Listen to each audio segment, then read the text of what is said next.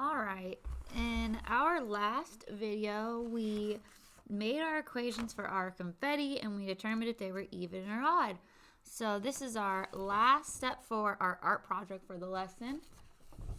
And we're gonna actually flip our artwork upside down. So go ahead and flip it upside down so the title is close to you. Okay. And then we're gonna get our eraser again and we're gonna clean it up. Now, just like we did in the last video for the equation section. But we need to be really careful. We have pencil this time, so just go around your pencil. It doesn't have to be, just clean up this side and just a little bit in between the letters. You can still have a little bit of chalk pastel around the letters. We're just making it more clean. It doesn't have to be perfect clean, just more clean. So go ahead and just like we did in our last video,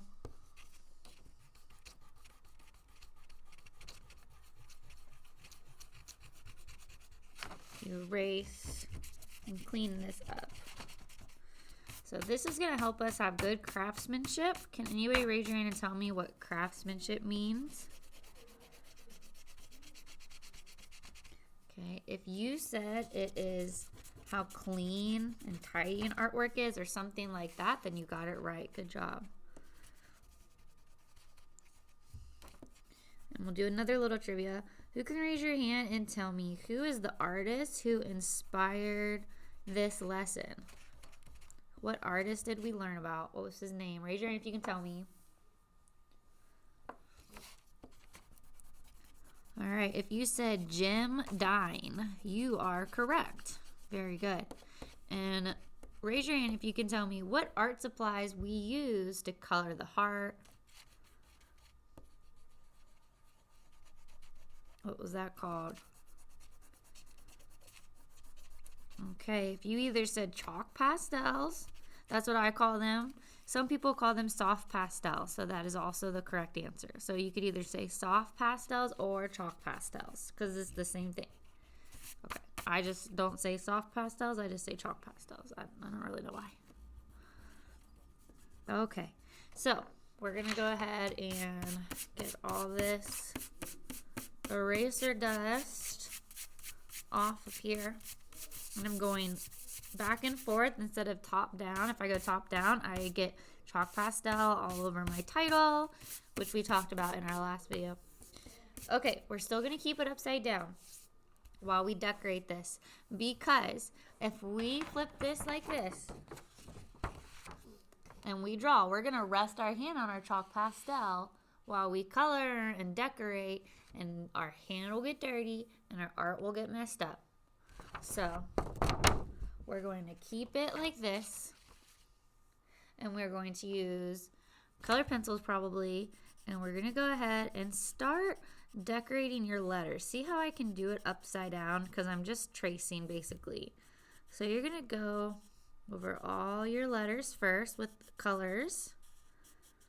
So that is your first job.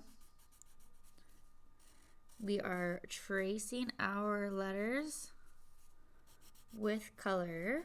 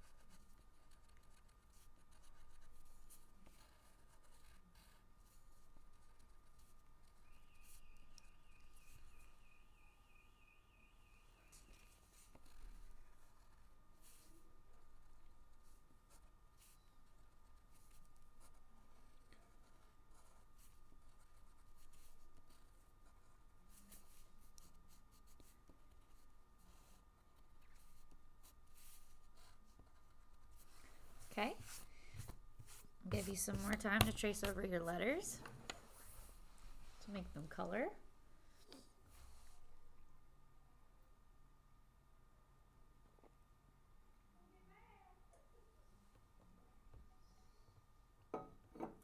Okay.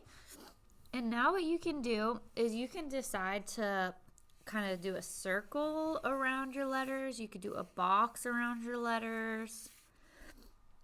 Anything you want. Or what you could do is do some designs on the sides like this here.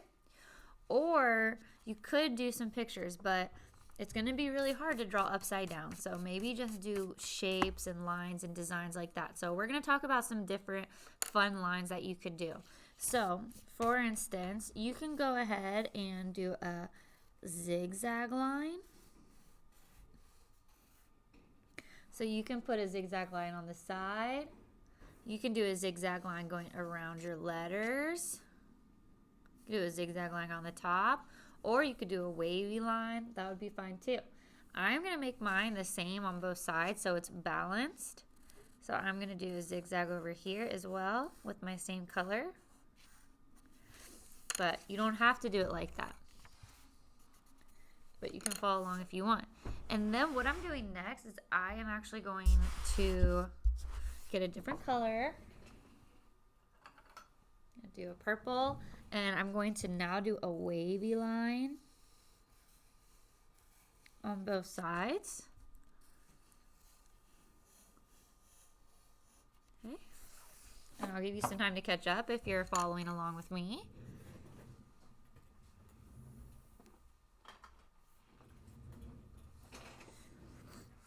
And then for my next line, I'm going to do a swirl line, or like a loopy line. So I'm going to go loop, loop, loop.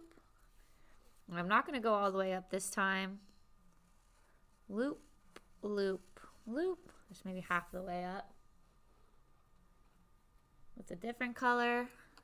And then I find that yellow doesn't show up very well, so I'm not going to do yellow for a line. I kind of just keep the yellow for if I'm coloring things in. Instead of drawing, I use it more for coloring. But I can do a light green.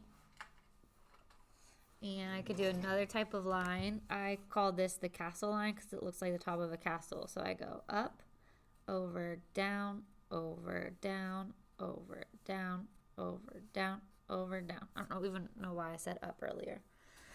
I just go down, over, down, over, down, over, down.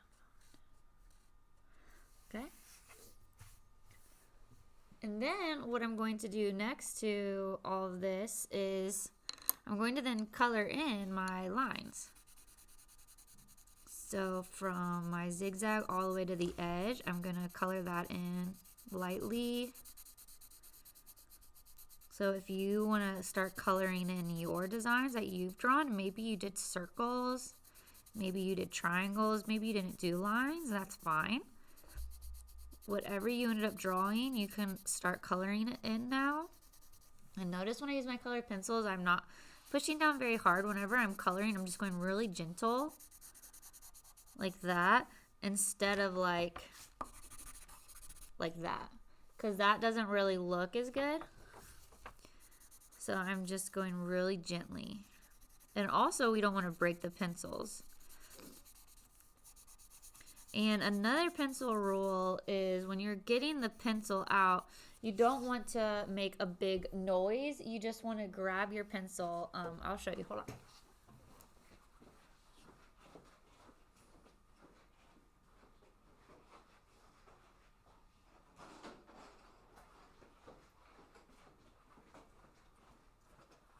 Okay, so another rule for colored pencils is you're not allowed to just go like this.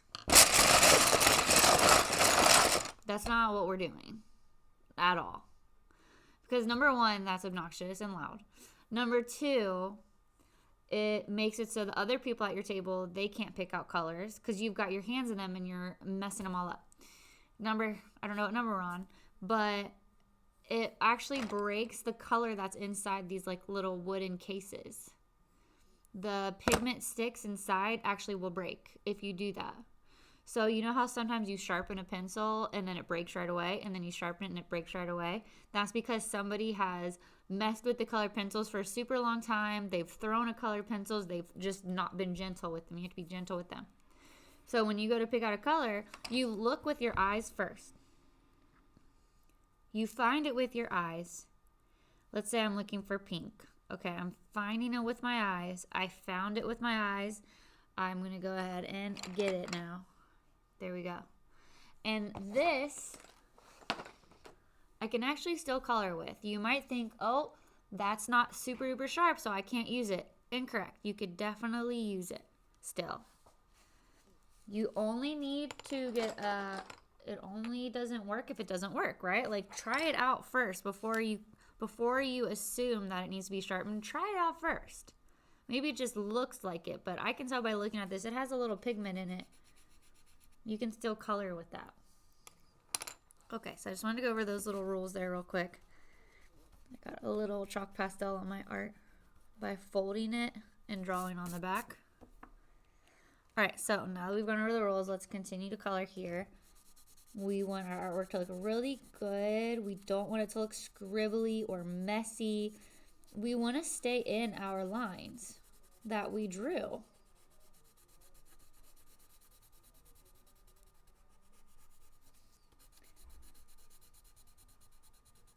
When we color, our pencil lines are close to each other.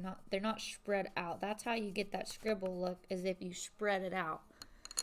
Like, for instance, we're not coloring like that, right?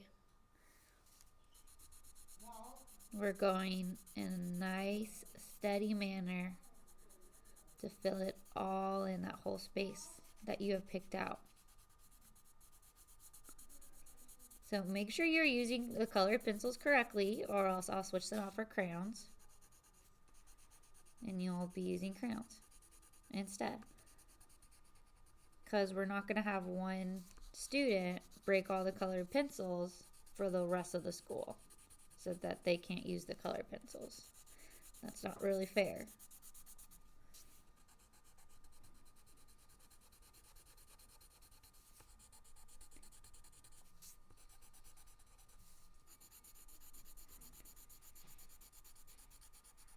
So see how nice and slow I'm going.